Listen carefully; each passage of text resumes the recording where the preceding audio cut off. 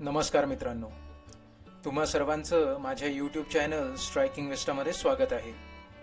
आज आपण आलोय ते कोकण किनारपट्टीतील एक निसर्गरम्य असे पवित्र स्थान, एक पवित्र तीर्थस्थान म्हणजेच हरिहरेश्वर येथे.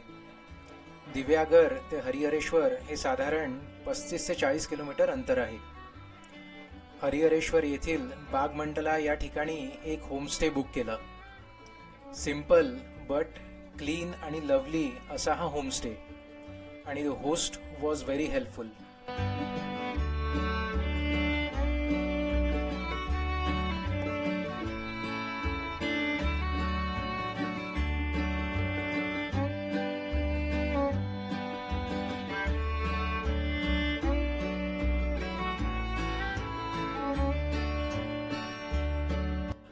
आणि येथील सराउंडिंग एरिया तर अगदीच अप्रतिम.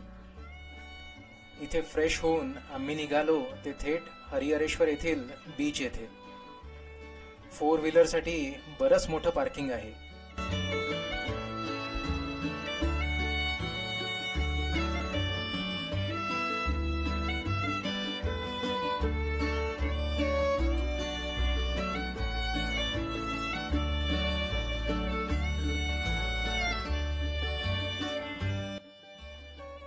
एका बाजूला हिरव्यागार गर्द वनश्रीने नटलेला डोंगर, तर दुसऱ्या बाजूला नयनरम्य स्वच्छ व निळा समुद्र व रुपेरी वाळूने आकर्षित करणारा अमर्यादित समुद्र किनारा. तसेच नारळी पोफळीच्या बागांच्या साक्षीने आणि डोंगरदऱ्यांच्या कुशीत विसावलेले हे तीर्थस्थान आहे.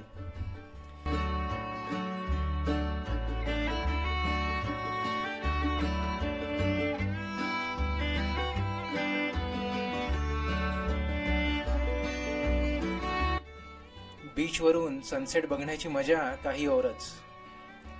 आणि त्यात हा बीच नॉर्मली क्राउडेड नसतो, so you can relax and spend quality time peacefully.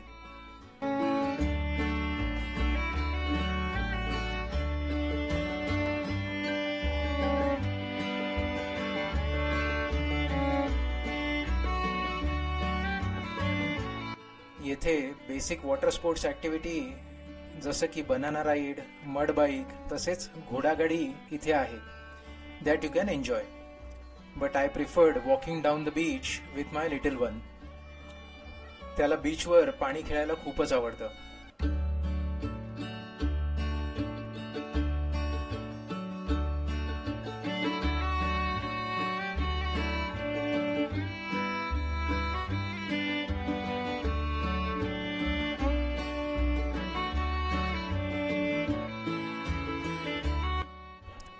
Savitri नदी जिथे अरबी समुद्राला मिळते, तिथे तिच्या मुखावर हरिहरेश्वर नावाचे गाव आहे.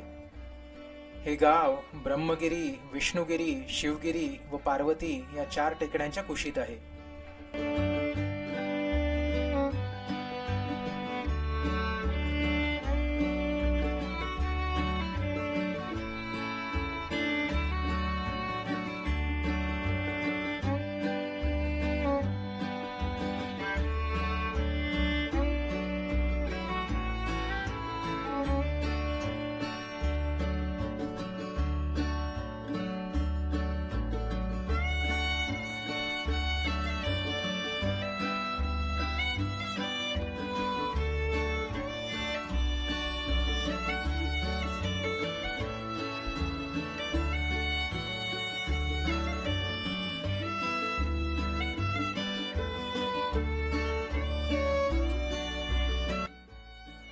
सनसेट बघून आम्ही निघालो येथील बीच जवळच असलेल्या कालभैरव योगेश्वरी आणि हरिहरेश्वराचे दर्शन घेण्यासाठी. हे देऊळ तसे बरेच जुने आहे.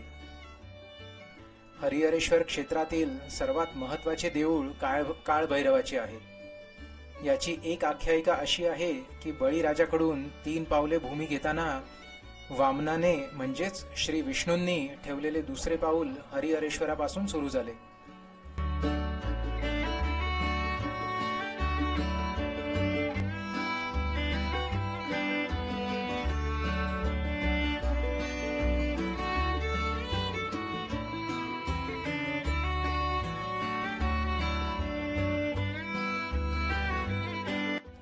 आम्ही गेलो त्या दिवशी काळभैरव जयंती होती आणि संपूर्ण मंदिर अतिशय सुरेख अशा फुलांनी सजवले होते.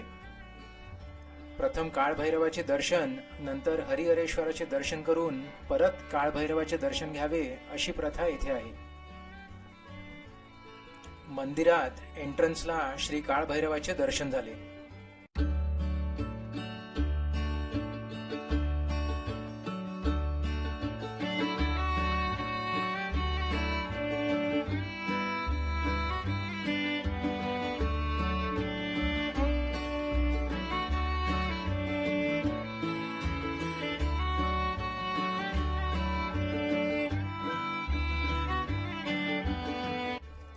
चला तर आता मंदिराच्या आत जाऊन श्री काळभैरवांचे आणि योगेश्वरीचे दर्शन घेऊया.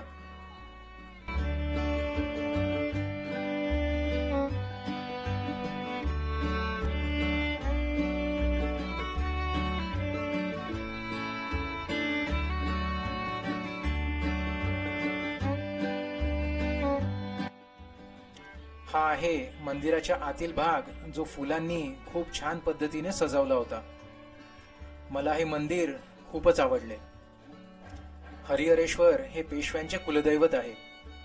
इसवी सन 1723 साली श्रीमंत पहिले बाजीराव पेशवे यांनी या मंदिराचा जीर्णोद्धार केला होता.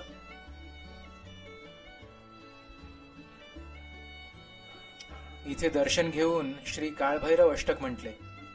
त्यातील पहिले कडवे असे: देवराज सेव्यमान पावनांघ्रि पंकजं व्यालयज्ञ सूत्रमिन्दुशेखरं कृपाकरं नारदादि योगी वृंद वंदितं दिगंबरं काशिकापुराधिनाथ कालभैरवं भजे.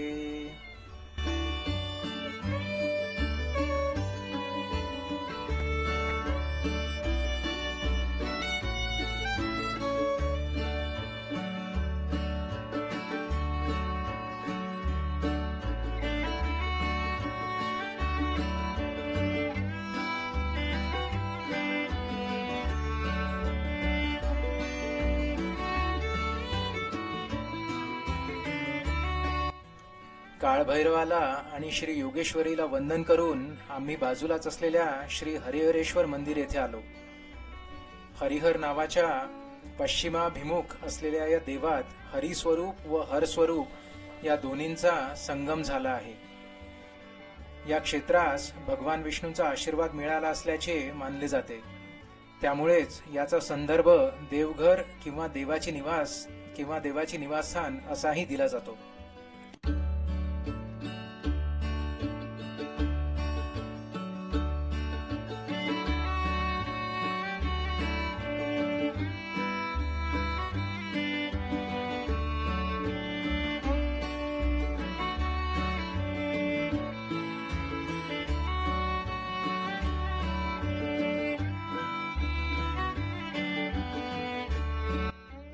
मंदिरात प्रवेश केल्यावर उजवीकडे श्री गणेशाचे तर डावीकडे श्री नंदीचे दर्शन होते. येथील मंदिरात आल्यावर मनाला एक वेगळीच प्रसन्नता लाभते, जी शब्दात व्यक्त करता येत नाही. श्री गणेशाच्या बाजूलाच श्री गरुडराज सुद्धा विराजमान आहे.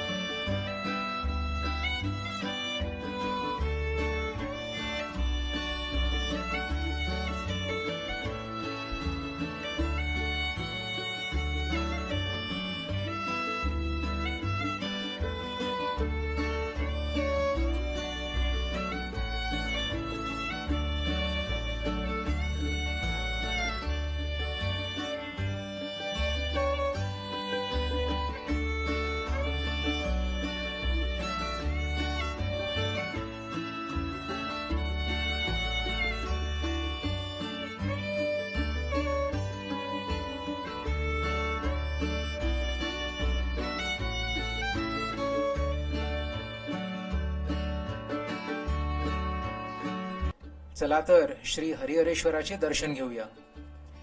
ओम नमः शिवाय, ओम नमः शिवाय, ओम नमः शिवाय. ओम त्र्यंबकं यजामहे सुगंधिं पुष्टिवर्धनम् उर्वारुकमिव बन्धनान् मृत्योर्मुक्षीयमामृतात्. ओम नमो भगवते वासुदेवाय नमः. जसं की तुम्ही बघू शकता मित्रांनो की येथील ही हरिहरेश्वरांची पिंड अतिशय सुरेख अशा फुलांनी छानरित्या सजवली आहे. या क्षेत्रात ज्या 4 टेकड्या आहेत त्यांच्यासारखीच रचना हरिहरेश्वरांच्या लिंगावर दिसून येते. अगस्ती मुनी शांततेच्या शोधात भ्रमण करत होते तेव्हा हरिहरेश्वरातील 4 स्वयंभू लिंगाच्या दर्शनाने त्यांचे मन शांत झाले.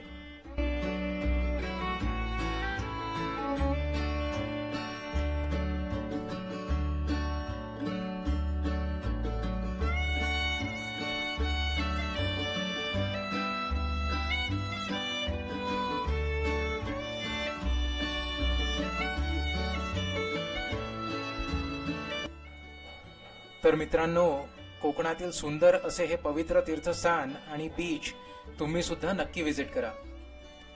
हरिहरेश्वरचा पार्ट 2 आपण पुढील व्हिडिओमध्ये नक्की बघूया.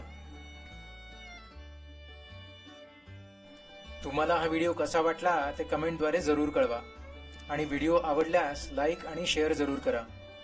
सोबतच माझे चॅनल स्ट्रायकिंग विस्टाला सबस्क्राईब करून नवीन येणाऱ्या व्हिडिओच्या नोटिफिकेशनसाठी बेल आयकॉनला सुद्धा नक्की प्रेस करा.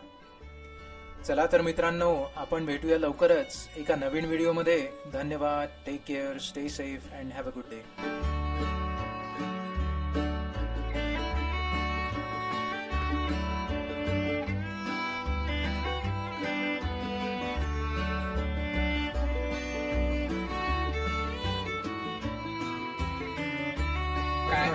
चढ बर का, चढ बर लवकर.